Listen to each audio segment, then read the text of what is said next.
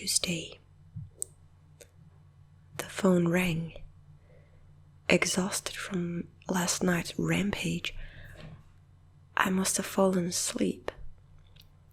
I woke up to the phone ringing and ran into the bathroom, stood on the toilet and flipped open the phone taped to the ceiling. It was Amy, and I felt so much better. She was really worried about me and apparently had been trying to contact me since the last time I talked to her.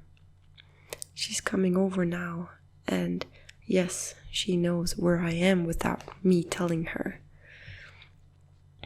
I feel so embarrassed. I'm definitely throwing this journal away before anyone sees it. I don't even know why I'm writing in it now. Maybe it's just because it's the only communication I've had at all since God knows when. I look like hell too. I looked in the mirror before I came back in here. My eyes are sunken, my stubble is thicker, and I just look generally really unhealthy. My apartment is trashed, but I'm not going to clean it up. I think I need someone else to see what I've been through. These past few days have not been normal. I am not the one to imagine things.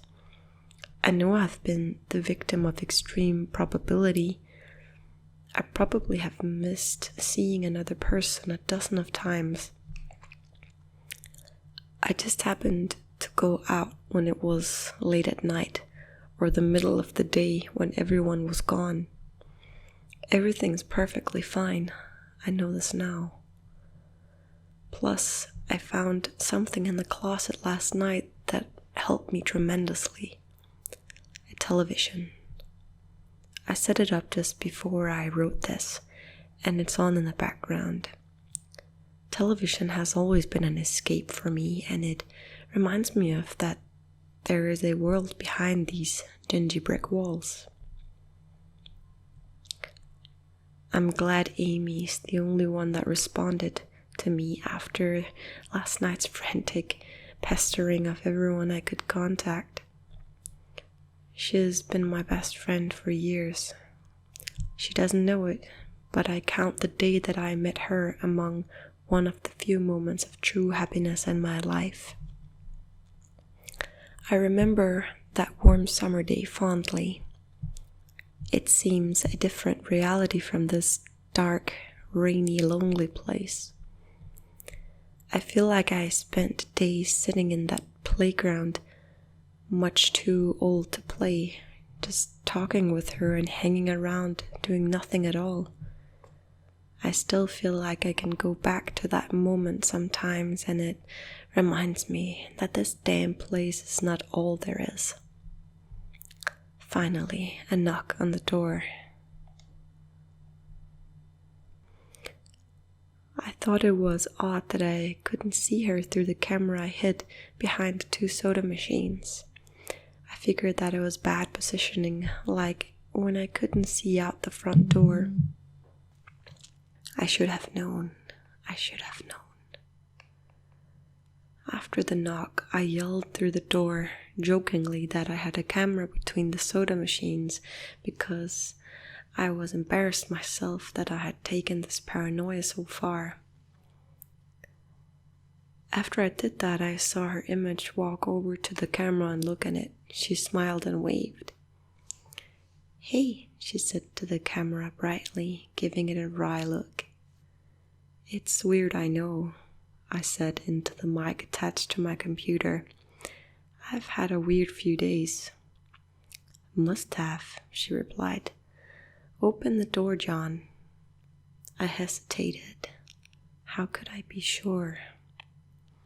"Hey, humor me a second here," I told her through the mic.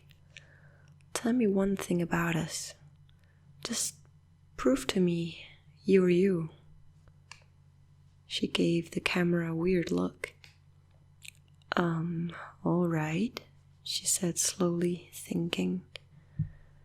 "We met randomly at a playground when we were both way too old to be there? I sighed deeply as reality returned and fear faded. God, I'd been so ridiculous. Of course it was Amy. That day wasn't anywhere in the world except in my memory. I'd never even mentioned it to anyone, not out of embarrassment, but out of secret nostalgia and a longing for those days to return. If there was some unknown force at work trying to trick me as I feared, there was no way they could know about that day. Haha, alright, I'll explain everything, I told her. Be right there. I ran to my small bathroom and fixed my hair as best as I could. I looked like hell, but she would understand. Snickering at my own unbelievable behavior and the mess I'd made of the place, I walked to the door. I put my hand on the doorknob and gave the mess one last look. So ridiculous, I thought. My eyes traced over the half-eaten food lying on the ground, the overflow trash bin, and the bed I tipped to the side, looking for God knows what. I almost turned to the door and opened it, but my eyes fell on one last thing. The old webcam, the one I used for that eerily vacant chat with my friend. Its silent black sphere laid haphazardly tossed to the side, its lens pointed at the table where this journey lay. An overwhelming terror took me as I realized that if something could see me through that camera, it could have been seen what I just wrote about that day. I asked her for one thing about us, and she chose the thing in the world that I thought, or it did not know, but it did. It did know. It could have been watching me the whole time. I didn't open the door. I screamed. I screamed in uncontrollable terror. I stomped on the old webcam on the floor. The door shook and the doorknob tried to turn, but I didn't hear Amy's voice through the door.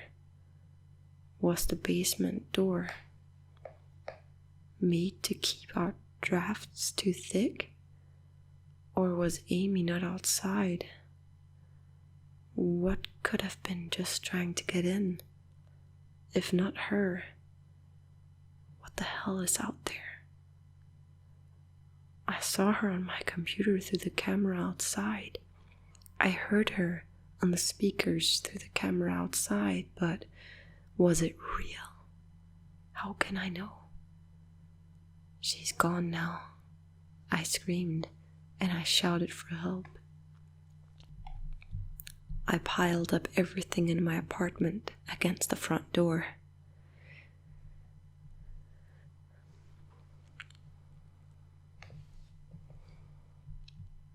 Friday. At least I think that it's Friday. I broke everything electronic. I smashed my computer to pieces. Every single thing on there could have been accessed by network access, or worse, altered. I'm a programmer, I know. Every little piece of information I gave out since this started, my name, my email, my location, none of it came back from outside until I gave it out. I've been going over and over what I wrote. I've been pacing back and forth, alternating between stark terror and overpowering disbelief. Sometimes I'm absolutely certain some phantom entity is dead set on the simple goal of getting me to go outside. back to the beginning with the phone call from Amy. She was effectively asking me to open the door and go outside. I keep running through it in my head. One point of view says I've acted like a madman, and all of this is the extreme convergence of probability. Never going outside at the right times by pure luck. Never seeing another person by pure chance. Getting a random nonsense email from some computer virus at just the right time. The other point of view says that extreme convergence of probability is the reason that whatever's out there hasn't gotten me already. I keep thinking. I never opened the window on the 3rd floor. I never opened the front door until that incredibly stupid stunt with the hidden camera, after which I ran straight to my room and slammed the door. I haven't opened my own solid door since I flung open the front door of the building. Whatever is out there, if anything's out there, never made an appearance in the building before I opened that front door. Maybe the reason it wasn't in the building already was that it was elsewhere, getting everyone else, and then it waited until I betrayed my existence by trying to call Amy, a call which didn't work until it called me and asked me my name. Terror literally overwhelms me every time I try to fit the pieces of this nightmare together. That email, short, cut off, was it from someone trying to get word out? Some friendly voice desperately trying to warn me before it came? Seen with my own eyes, don't trust them. Exactly what I've been so suspicious of. It could have masterful control of all things electronic, practicing its insidious deception to trick me into coming outside. Why can't it get in? It knocked on the door. It must have some solid presence. The door. The image of those doors in the upper hallway as guardian monoliths flashes back in my mind every time I trace this path of thoughts. If there is some phantom entity trying to get me to go outside, maybe it can't get through doors. I keep thinking back over all the books I've read or movies I've seen, trying to generate some explanation for this. Doors have always been such a intense foci of human imagination, always seen as wards or portals of special importance. Or perhaps the door is just too thick. I know that I couldn't bash through any of the doors in this building, let alone the heavy basement ones. Aside from that, the real question is, why does it even want me? If it just wanted to kill me, it could do it in a number of ways, including just waiting until I starve to death. What if it doesn't want to kill me? What if it has some far more horrific fate in store for me? God, what can I do to escape this nightmare? A knock on the door. I told people on the other side of the door I need a minute to think and I'll come out. I'm really just writing this down so I can figure out what to do. At least this time I heard their voices. My paranoia, and yes, I recognize I'm being paranoid, has me thinking of all sorts of ways that their voices could be faked electronically. There could be nothing but speakers outside, simulating human voices. Did it really take them 3 days to come talk to me? Amy is supposedly out there along with 2 policemen and a psychiatrist. Maybe it took them 3 days to think of what to say to me. The psychiatrist's claim could be pretty convincing if I decided to think this has all been a crazy misunderstanding and not some entity trying to trick me into opening the door. The psychiatrist had an older voice, authoritarian, but still caring. I liked it. I'm desperate just to see someone with my own eyes. He said I have something called cyber psychosis, and I'm just one of a nationwide epidemic of thousands of people having breakdowns triggered by a suggestive email that got through somehow. I swear he said, got through somehow. I think he means spread throughout the country inexplicably, but I'm incredibly suspicious that the entity slipped up and revealed something.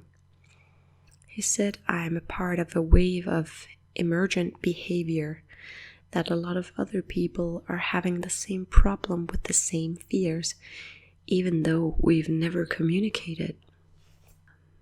That neatly explains the strange email about eyes that I got.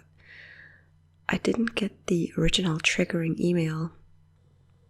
I got a descendant of it. My friend could have broken down too and tried to warn everyone he knew against his paranoid fears. That's how the problem spreads, the psychiatrist claims. I could have spread it too with my texts and instant messages online to everybody I know. One of those people might be melting down right now after being triggered by something I sent to them, something they might interpret any way they want. Something like a text saying, "Seen anyone face to face lately?" The psychiatrist told me that he didn't want to lose another one, that people like me are intelligent and that's our downfall. We draw connections so well that we draw them even when they shouldn't be there. He said it's easy to get caught up in paranoia in our fast-paced world, a constantly changing place where more and more of our interaction is simulated. I have to give him one thing. It's a great explanation. It neatly explains everything. It perfectly explains everything, in fact. I have every reason to shake off this nightmarish fear that something or conscious or being out there wants me to open the door so it can capture me for some horrible fate worse than death. It would be foolish, after hearing that explanation, to stay in here until I starve to death just to spite the entity that might have got everyone else. It would be foolish to think that, after hearing that explanation, I might be one of the last people left alive on an empty world, hiding in my secure basement room, spiting some unthinkable, deceptive entity just by refusing to be captured. It's a perfect explanation for every single strange thing I have seen or heard, and I have every reason in the world to let all my fears go and open the door. That's exactly why I'm going to do it. How can I be sure? How can I know what's real and what's deception? All these damn things with their wires and their signals that originate from some unseen origin, they're not real. I can't be sure.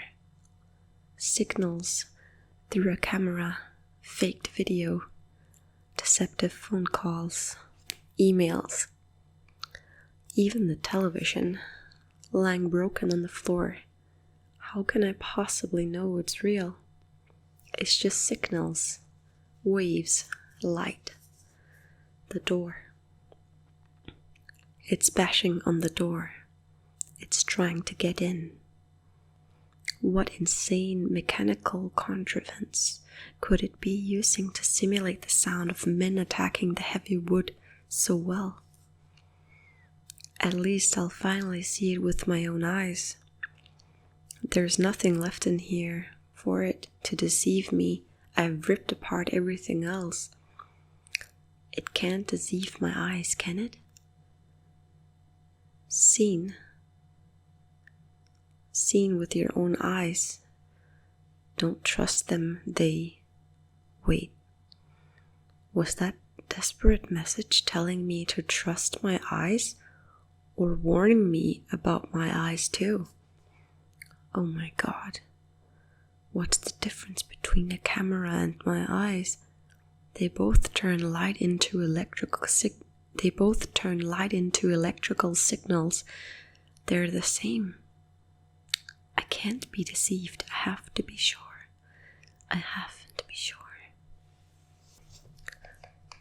Date unknown. I calmly asked for paper and a pen, day in and day out, until it finally gave them to me. Not that it matters. What am I going to do? Poke my eyes out? The bandages feel like a part of me now. The pain is gone. I figure this will be one of my last chances to write legibly, as without my sight to correct mistakes. My hands will slowly forget the motions involved. This is a sort of self-indulgence, this writing. It's a relic of another time because I'm certain everyone left in this world is dead, or something far worse. I sit against the padded wall, day in and day out. The entity brings me water and food. It masks itself as a kind nurse, as an unsympathetic doctor. I think it knows that my hearing has sharpened considerably now that I live in darkness. It fakes conversations in the hallways on the off chance that I might overhear. One of the nurses talks about having a baby soon. One of the doctors lost his wife in a car accident. None of it matters. None of it is real. None of it gets to me. Not like she does. That's the worst part. The part I almost can't handle. The thing comes to me, masquerading as Amy. Its recreation is perfect. It sounds exactly like Amy, feels exactly like her. It even produces a reasonable facsimile of tears that it makes me feel on its lifelike cheeks. When it first dragged me here, it told me all the things I wanted to hear. It told me that she loved me, that she had always loved me, that it didn't understand why I did this, that we could still have a life together. If only I would stop insisting that I was being deceived. It wanted me to believe. No, it needed me to believe that she was real. I almost fell for it. I really did. I doubted myself for the longest time. In the end, though, was all too perfect, too flawless and too real. The false Amy used to come every day, then every week, and finally stopped coming altogether. But I don't think the entity will give up. I think the waiting game is just another one of its gambits. I will resist it for the rest of my life if I have to. I don't know what happened to the rest of the world, but I do know that this thing needs me to fall for its deceptions. If it needs that, then maybe, just maybe, I am a thorn in its agenda. Maybe Amy is still alive out there somewhere, kept alive only by my will to resist the deceiver. I hold on to that hope, rocking back and forth in my cell to pass the time. I will never give in. I will never break. I am a hero. The doctor read the paper the patient had scribbled on. It was barely readable, written in the shaky script of one who could not see. He wanted to smile at the man's steadfast resolve, a reminder of the human will to survive, but he knew that the patient was completely delusional. After all, a sane man would have fallen for the deception long ago. The doctor wanted to smile. He wanted to whisper words of encouragement to the delusional man. He wanted to scream, but the nerve filaments wrapped around his head and into his eyes made him do otherwise. His body walked into the cell like a puppet and told the patient once more that he was wrong and that there was nobody trying to deceive him.